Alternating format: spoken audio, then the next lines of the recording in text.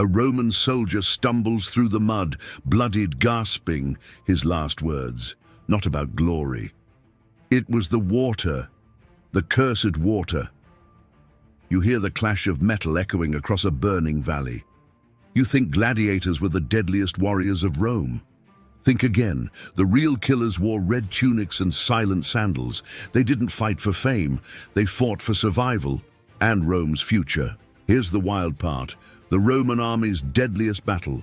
It was in a forest, not a colosseum. 3 legions, gone. You're standing in Teutoburg forest. You're Varus. Fog is thick. Branches snap. Then, silence.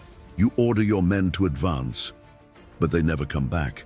You're not facing gladiators. You're facing ghosts with spears. A young soldier clutches his gladius, shaking, not from fear, but from betrayal. The Germanic tribes were supposed to be allies, but Arminius, their leader, trained under Rome. He knew the tactics. He turned them inside out. Imagine fighting your own mirror.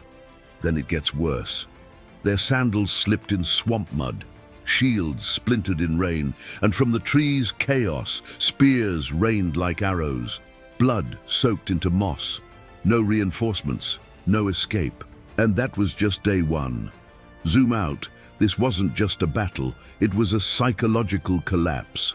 Rome lost 20,000 soldiers, 3 eagle standards, the soul of each legion vanished. It shattered Roman pride. Augustus locked himself in his palace whispering, "Varus, give me back my legions."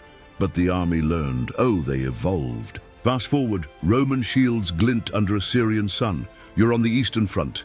Enter the Battle of Carrhae. The enemy, Parthian horse archers, fast, silent, deadly. Imagine drones shooting arrows. That was them. Roman lines crumble. You, a centurion, feel every shot. The sun burns, your men drop, and then the horror. Crassus, your general, captured. His fate. Legend says molten gold was poured down his throat. Rome failed again, but they adapted. Because here's the secret. Rome's army was like a living organism. Every defeat, it learned, it mutated. You're now in Judea. Siege towers grind forward. Jewish rebels scream from the walls. Now Rome wins. Precision, brutality, flaming ballista bolts arc into the sky. Stone walls explode like paper. Jerusalem falls, not with glory, with fire. But here's the twist. Rome wasn't just about brute force. Their greatest weapon, discipline. They dug trenches faster than armies could march, built bridges overnight. Imagine engineers with swords. That was the Roman legion. Their formations, like machines, testudo, the tortoise, a moving wall of shields. You could hear it coming like thunder. And in the heart of every battle, the centurion, a scarred veteran screaming over the roar, "Hold the line!" But sometimes even machines fail. Back to Germania. Years later, revenge. Rome returns. Forests chopped, roads carved, a cold strategic burn across enemy land. They win. But it's not about victory, it's about message. Don't ever betray Rome. The final image? A forest silent again, bones buried deep, but above them, Roman roads stretch like veins. Their battles weren't about muscles, they were about mind.